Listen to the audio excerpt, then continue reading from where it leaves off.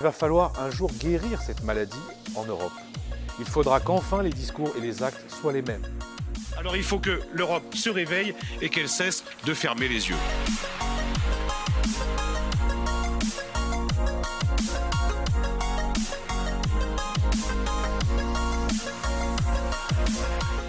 Vous écoutez Parti pris, le podcast d'Emmanuel Morel. Épisode 4, la politique européenne de voisinage, un élément primordial de l'action extérieure de l'Union.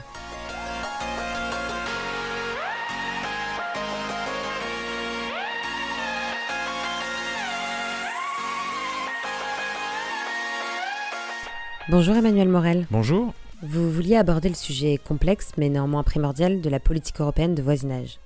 Pour faire simple, c'est une politique qui vise à construire des relations, surtout économiques, avec les pays voisins de l'Union européenne, qui ne sont pas dans un processus d'adhésion de l'Union. Oui, et c'est un dispositif trop souvent oublié de l'architecture européenne. La politique européenne de voisinage, elle a été lancée en 2004, et elle vise à encadrer les relations entre l'Union européenne et 16 pays qui partagent avec elle une frontière maritime ou terrestre. C'est une politique qui privilégie une approche bilatérale. Alors son objectif affiché, c'est d'établir un espace de prospérité, mais aussi des bons rapports diplomatiques, alors principalement via une aide financière et une coopération politique et technique. Normalement, c'est censé s'appuyer sur des valeurs de démocratie, d'état de droit, de respect des droits de l'homme. C'est une politique qui se décline en initiative de coopération régionale. Alors les pays, justement, il y en a une quinzaine qui sont bénéficiaires de cette politique de voisinage. Il y a le Maghreb avec l'Algérie, la Tunisie, le Maroc et la Libye. Il y a l'ex-bloc soviétique avec l'Arménie, l'Azerbaïdjan, la Biélorussie, la Géorgie, la Moldavie et l'Ukraine. Mais il y a aussi une petite partie du Proche-Orient, dont le Liban, l'Égypte, Israël, la Jordanie, les territoires palestiniens et la Syrie. Mais la Syrie, évidemment, l'aide a été suspendue au vu de la situation dans le pays.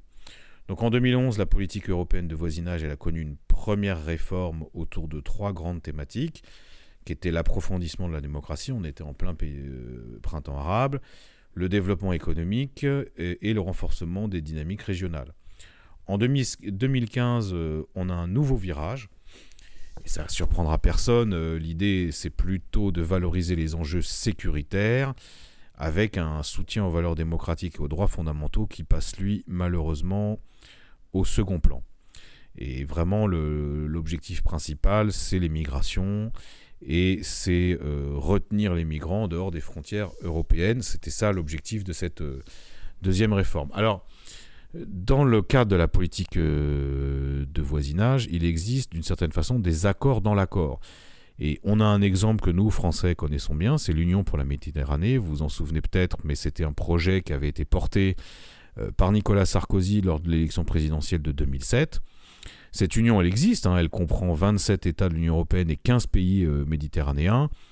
Son objectif, c'était de créer un espace de paix, de stabilité, de sécurité et de prospérité économique. Mais surtout, c'était de favoriser la compréhension entre les cultures et les civilisations de la région euro-méditerranéenne. C'était pas inintéressant, puisque d'abord, il y a un certain nombre de projets qui ont été menés à bout, mais c'était surtout une enceinte où, par exemple, Israël pouvait discuter avec des pays arabes. Le problème, c'est que cette politique de voisinage n'a pas vraiment atteint l'importance qui était voulue par ses fondateurs.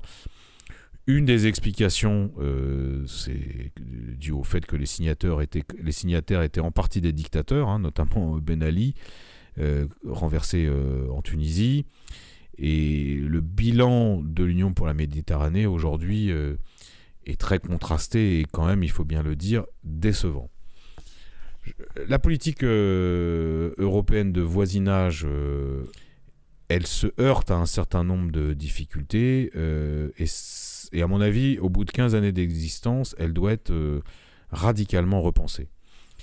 D'abord parce que, mais ça c'est le problème de l'Union européenne, c'est un problème structurel, tout est régi par le principe de l'économie de marché, le business, les accords de libre-échange. Et finalement, ce qui relève de la coopération politique, de la coopération et de la solidarité sociale passe largement au deuxième plan. Ensuite, son cadre politique aujourd'hui est surtout pensé au regard des défis sécuritaires à la périphérie de l'Union. Et puis enfin, le troisième problème, c'est que nous n'avons pas suffisamment appréhendé une concurrence, qui est une concurrence majeure, hein, celle des investissements chinois massifs le long de la nouvelle route de la soie. Et ça a quand même des conséquences que pour l'instant l'Union européenne, je trouve, a largement sous-estimées.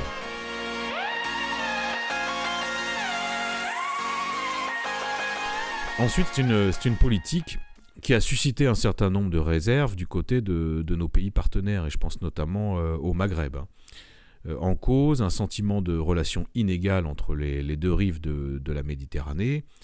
Et c'est vrai que je trouve que du côté européen, il y a cette tentation, plus ou moins explicite, d'imposer un modèle économique et social qui est fortement fondé sur l'économie de marché, mais sans réellement prendre en compte les problématiques, les besoins, les retards des pays concernés.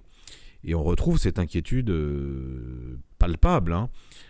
Par exemple, en Tunisie, hein, vous avez un accord de libre-échange avec la Tunisie qui a été prévu depuis plusieurs années par l'Union européenne, qui suscite, à juste titre, à mon avis, hein, une inquiétude du côté des syndicats et de la société civile.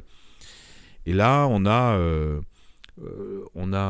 une commission qui est incapable de revenir là-dessus, et une politique européenne de voisinage qui n'a pas beaucoup d'effets, en dépit des aides qui sont réelles, sur les questions les plus importantes pour la Tunisie. Je pense notamment à la situation de la jeunesse, la limitation des mobilités, l'impossibilité de délivrer des visas à court terme, et plus largement une situation sociale qui est largement préoccupante.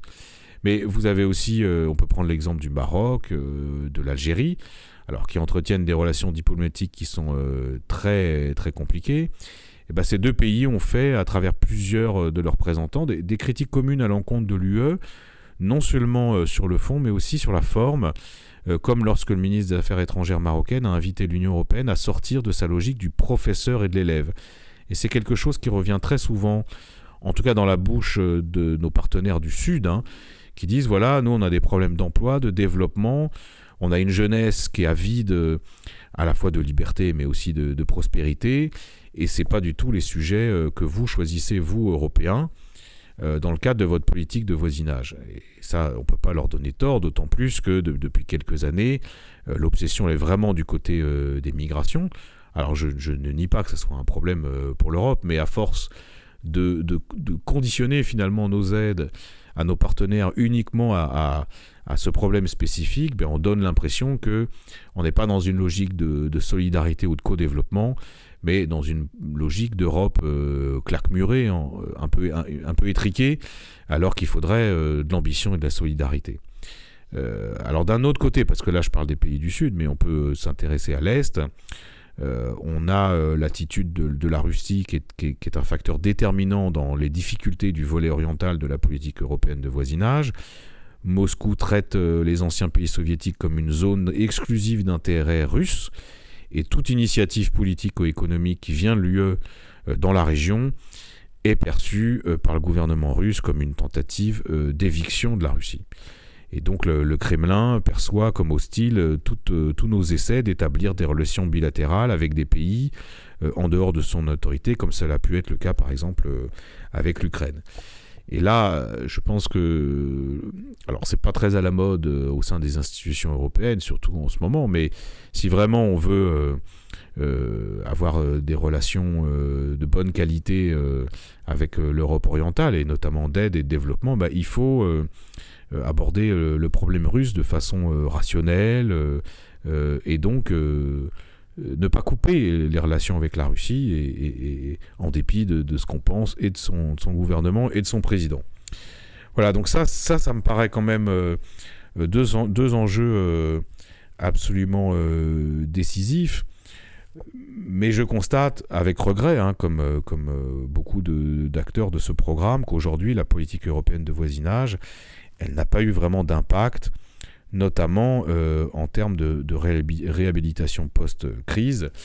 Et ça, c'est dû largement, je crois, au manque d'ambition de l'Union européenne.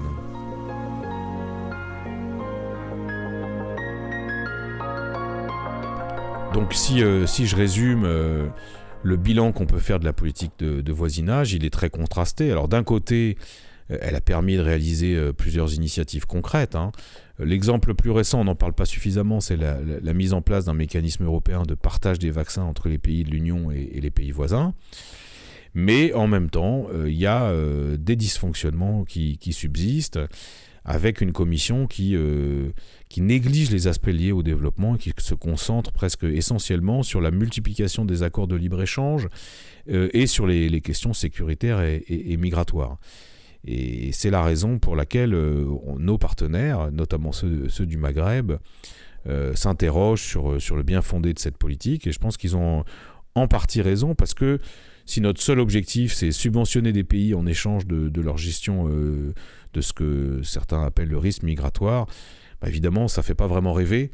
Et puis, ce n'est pas, je crois, conforme à l'image qu'on se fait de l'Europe dans cette partie du monde. Si on prend un peu de recul, je pense que cette politique de voisinage, elle est symptomatique des défaillances actuelles de l'Union européenne, qui franchement ne met pas en avant des objectifs de développement et de coopération. Et je crois que ça illustre à la fois un défaut d'ambition, mais aussi quelque chose que je trouve assez surprenant dans le monde actuel, c'est une sorte de renonciation à la puissance et de renonciation à la solidarité. Or, précisément, l'Europe, elle ne peut prospérer et elle ne peut être comprise que si elle fait le pari de la puissance et de la solidarité. Surtout qu'en face, on a des pays continents, je pense notamment à la Chine, qui s'investissent sur le terrain au forceps, quitte à susciter l'inquiétude des acteurs locaux. Et nous, on se cantonne à être une sorte de puissance normative, obsédée par les règles et les normes, mais qui n'a pas vraiment de vision géopolitique et qui n'a pas de vision ambitieuse de ce que doit être l'immédiat voisinage de l'Europe. Donc moi, je pense que c'est un sujet très stimulant, pas suffisamment discuté, qu'il faut prendre au sérieux, parce que ça offre d'incroyables perspectives pour ceux qui croient en une Europe radicalement différente. Je pense qu'il faut vraiment s'en saisir. Les enjeux sont colossaux et il est totalement possible d'imaginer des relations totalement nouvelles avec des populations et des pays qui soient gagnants et une Union européenne qui soit à la hauteur des défis qui sont ceux de ce siècle. Eh bien, merci Emmanuel Morel. Merci à vous. N'hésitez pas à partager le podcast et à très vite pour un nouveau numéro.